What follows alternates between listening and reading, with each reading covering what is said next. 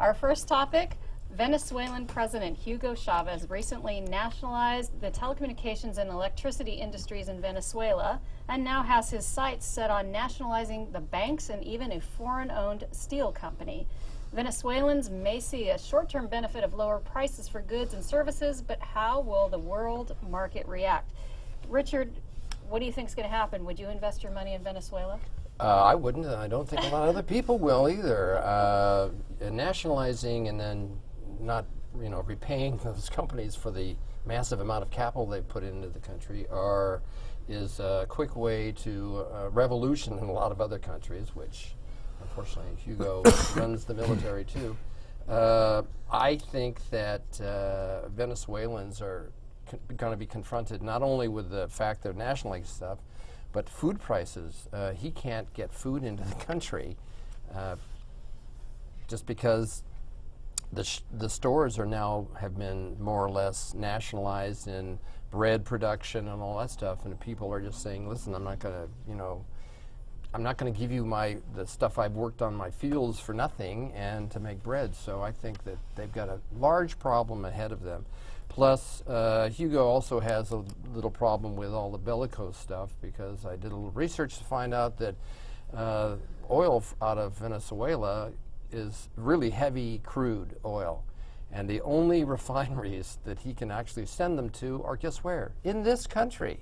Mm-hmm. We import a lot of his oil because the refineries to break it down and make it into gasoline are here.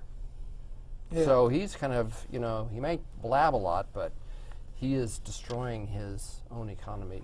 Well, we had, my family had the opportunity to vacation in Belize, which is in the neighborhood, and there was somewhat of a political revolution in Belize, where the longtime liberal president was ousted in favor of a more conservative president, and the locals told me it was because of their support for Hugo Chavez, and basically that they were thumbing their nose at the U.S., and the $30 million that the U.S. send to Belize had a real impact on people's regard. I think that wherever socialism has been tried, it's failed. It's a terrible thing for a country to have to start rebuilding from new. In Zimbabwe recently, when they nationalized some of the farms there, some of the people who were put in charge of it turned around and sold the irrigation pipe for scrap to get cash. And it's just a model. It just flies in the face of competitiveness, flies in the face of free economies, which were what made them viable in the first place. So I'm worried. Saddest thing about all of this is there really isn't anything that Hugo is doing that's new. I mean, this has all been done before. It's all been tried out before, and the history on this is extremely painfully clear. I mean, millions of people have suffered as a result of these policies. The most stark example being China, when nationalization there and efforts to move people around the country and have the government micromanage the economy led to a starvation that, because it was never turned into a film and we don't see the video, I don't think Americans could ever wrap their minds around the tens of millions of people who starved to death because of Mao's policies. It happened in the Soviet Union, it happened in African countries, it happened in Asian countries. Again, the saddest part about this is just, there's nothing new about what he's doing.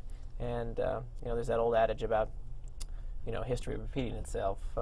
So what do you think it's going to take for these people to actually, the stand up and say something about it? The historical model on socialism is, and Richard had it, or you had it right in your opening question, is there's a short-term benefit. When you go and steal, for the short term, you live real well off of your loot, but the loot runs out, and once you've stolen it all, you run out of people to steal from.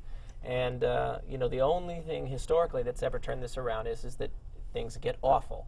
Things get awful, and suddenly the people who thought that they could vote themselves money through the government figure out, okay, we got to go back. I think they're all going to feel a short-term benefit, and everybody will be happy for a short period of time. That's already over. The short-term benefit's already over. And he seems to be going unchecked now and just nationalizing whatever he wants. It's dangerous going into consumer items like this.